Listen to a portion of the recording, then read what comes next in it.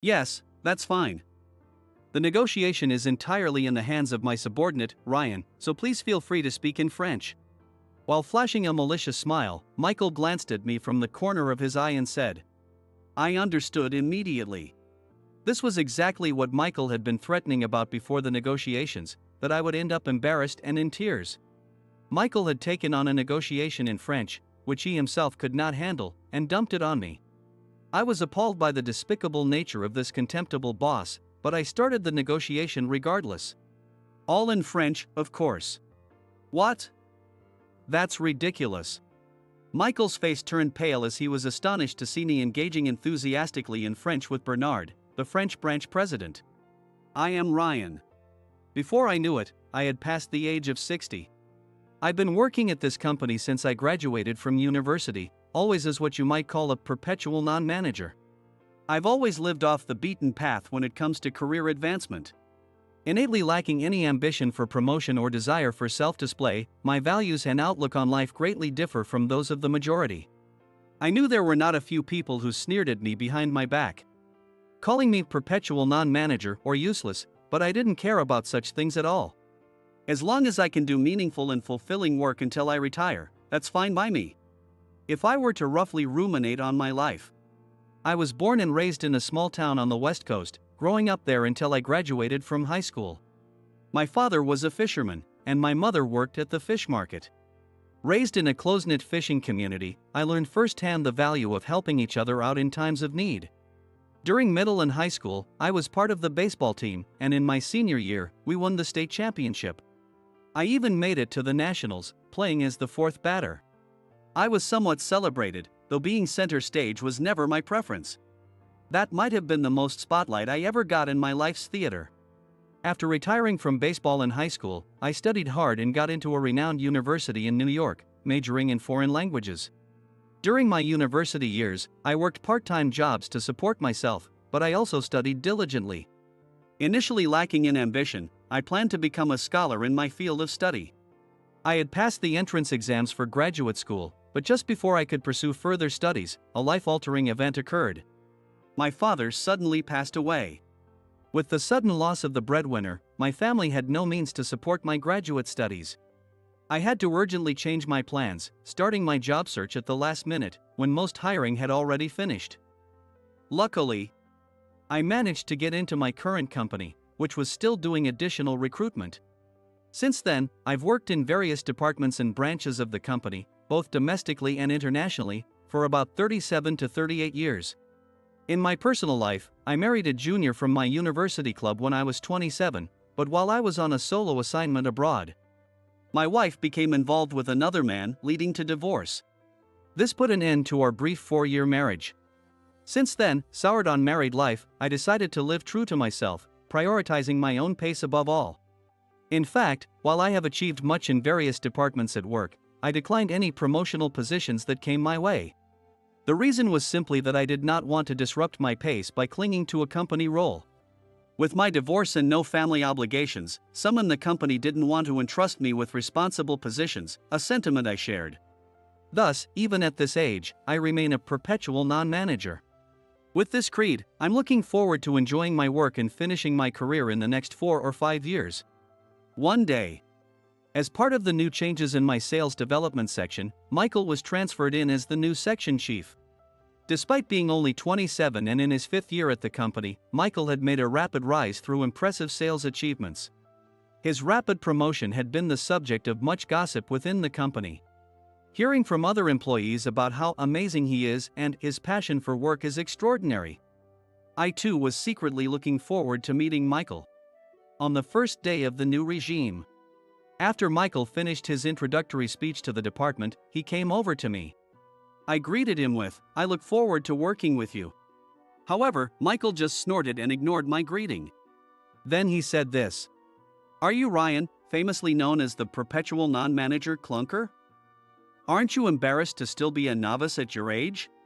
You're like a walking example of incompetence." With a spiteful smirk on his face, he didn't even try to hide his disdain when we first met. Instead, looking down on me and spewing venom right away. Let me be clear from the start, I'm young, competent, and I don't compromise. I won't go easy on a clunker like you who drags the team down. From today, put some spirit into that old body of yours to avoid getting fired." Having been enthusiastic about meeting him because I thought he was dedicated to his work, actually seeing his true nature was a huge letdown and disappointment. So this is the kind of low character who climbs the corporate ladder fast. I was disillusioned with him and also began to question the company's flawed evaluation system. The atmosphere in our department clearly changed after he became the new section manager. Not for the better, but for the worse. The air became unnecessarily tense.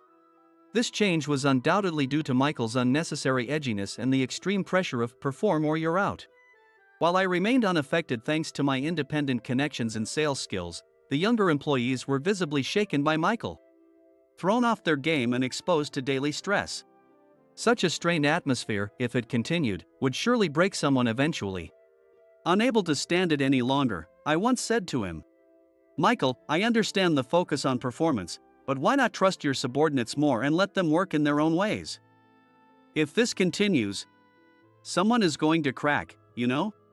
I meant it as solid advice, but my words seemed to wound his excessively high pride, and he snapped. "What? Who do you think you are? Are you more important than me, the manager? Ha? A perpetual non-manager clunker. Don't get ahead of yourself. Don't stick your nose where it doesn't belong." He became furious and lashed out at me with tremendous force. What I intended as helpful advice completely backfired. From then on, his behavior only got worse. He really was small-minded, incapable of considering others' feelings, and not fit to lead. Surely he wanted to show me up by taking on more sales, securing new contracts, or landing big deals. It seemed that was his intention. Among these were contracts with overseas companies, new to our firm. At first glance, his flashy expansion of sales channels earned praise from those within the company who didn't know the inner workings, with remarks like, "Michael is amazing." However, when I reviewed the details of the contracts he had aggressively secured, I became worried. They all involved excessive services that led to unavoidable extra costs. And none of them would yield good results for either party in the long run.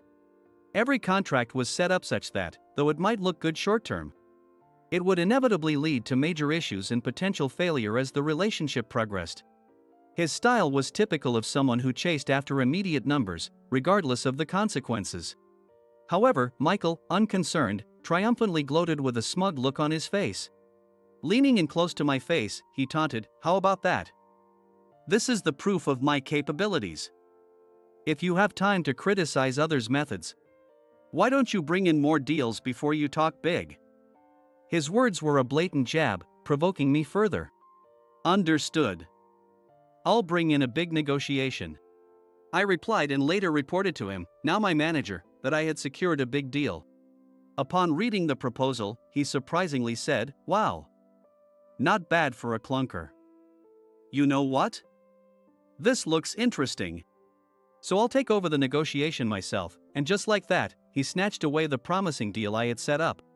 "Furthermore," he said, "I've set up this negotiation, but I don't like it, so I'm giving it to you. Go in my place, and do it in French." Well, do your best. Handing me a reckless negotiation he had arranged on a whim with an American subsidiary of a French company we had never dealt with before. It was a blatantly impossible negotiation. Later, Michael went to the good deal he had stolen from me, all pompous and confident. But it was a disaster. He was thoroughly humiliated by the other party and returned defeated. Even after returning to the office, I saw Michael lashing out and hitting objects, exclaiming, "Damn it," I dared to ask him. "Oh? What happened to that deal you took from me? That was quite a lucrative offer, wasn't it?" Glaring at me, Michael shouted. "Lucrative deal? Far from it. It was a complete disaster of a negotiation. Don't ask me about it. I don't even want to remember it." Internally, I was smirking. The so-called lucrative deal was with a major trading company.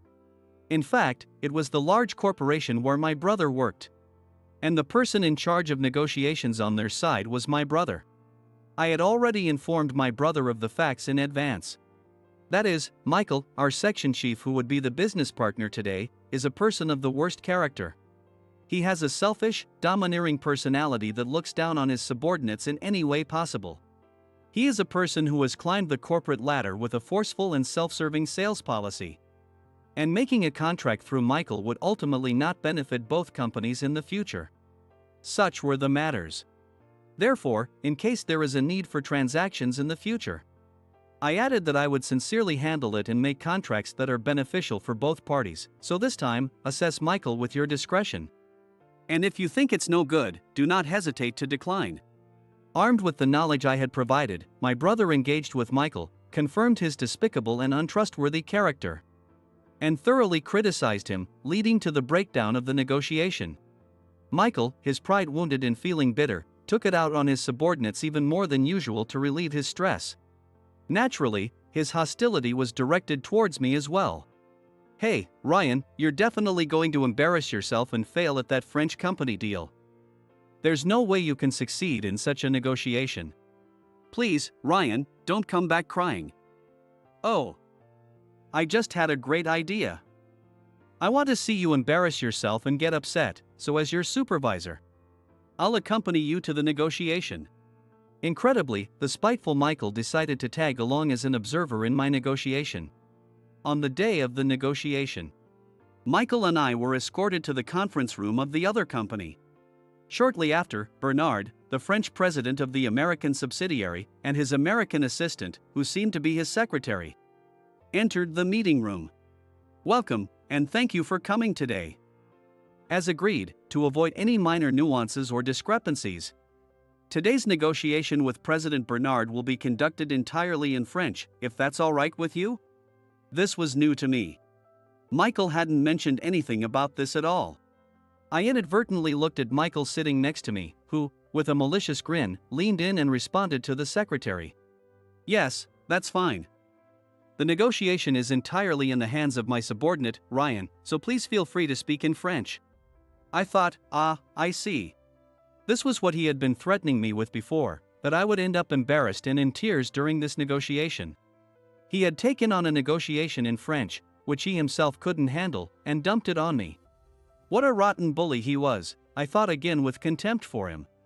I distributed the documents I had prepared for the day to the other party and began the negotiation. All in French, of course. Impressed by my fluent French, President Bernard was very pleased, and the conversation flowed well.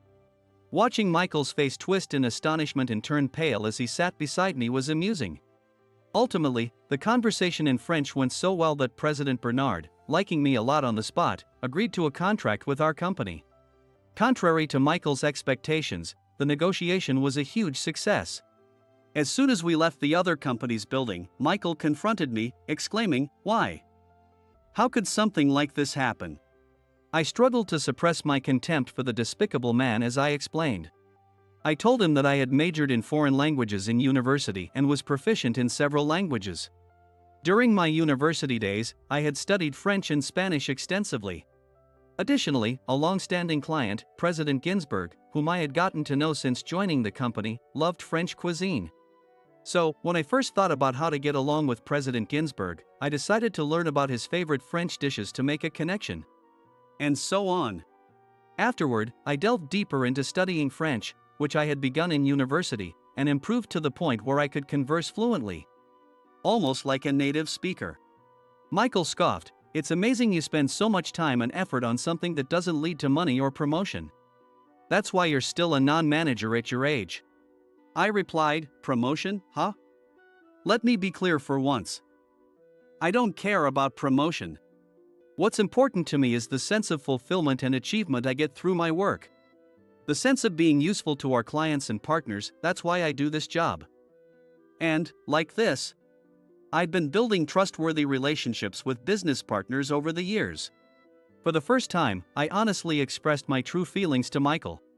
He looked stunned for a while, as if struck by lightning, then seemed lost in thought, eventually becoming a shell of his former self. Something must have struck a chord deep inside him. Seeing his dejected appearance, I thought to myself, maybe there's still a chance to redeem this guy. After a moment of thought, I asked him, "Michael, you've climbed the career ladder at an unusual speed. But can you recite the names of all the clients and contact persons you've dealt with up until you came to this section? Furthermore, can you describe their personalities and preferences? Startled by my question, Michael looked back at me. And then, with a serious expression, he tried to remember. No, I can't remember. As he held his head in frustration, I offered him a coffee and said, "When you're too focused on numbers, profits, and contract details, you tend to forget what's truly important, the people." Michael, looking as if he had realized something important for the first time, began to confess solemnly. I've only ever thought about my own benefits, only short-term benefits, just looking for performance to boost my own career. Now I realize I've got nothing left. I can't remember anything. Not even the names of the clients. Ryan, I haven't built any real relationships of trust like you have. To his realization and dismay, I replied compassionately. That's the eagerness of youth. If your way of self-realization is through climbing the corporate ladder, then it's understandable given your age. You're still in your 20s after all. But Michael, it's also important to act with consideration for others. However, you still have the honesty to reflect on your mistakes and learn from them. That's a big relief. It's not too late. You're competent enough. If you make the right adjustments, you can definitely become a great manager. He listened intently to my advice. And, as if his past spitefulness were a lie, he nodded earnestly. From then on, he changed as if he were a different person, becoming humble and sincere. So much so that our fellow department members were almost weirded out by the transformation. He also shifted his approach to work, following my advice to first consider the feelings and positions of others, which quickly made him a trusted figure among our clients. Initially skeptical, other subordinates and colleagues, realizing his genuine change, began to open up and trust him. To this day, he occasionally invites me out for drinks one-on-one, excessively thanking me for the advice I gave him back then. He had come to painfully understand the importance of building trust, albeit belatedly. The old foolish me really believed that Ryan was genuinely incompetent. I was truly an idiot. There isn't a more capable employee than Ryan. But you really don't want to climb the corporate ladder, do you? A slightly tipsy Michael said after downing a beer. I'm just happy working at my own pace. If I became a manager or director, I'd have to succumb to numbers and pressure. I'd rather quit if it came to that. As I reiterated my life philosophy and ruminated on it, I washed down some exceptionally tasty fried chicken with a beer. Looking at the rejuvenated Michael, lively and shining with enthusiasm for work every day, I was truly glad I could convey what matters. It was also the moment I first realized that I'd probably work for these meaningful human connections. Feeling these modest joys of everyday life motivated me to keep up the good work tomorrow and beyond, reaffirming my commitment to my job.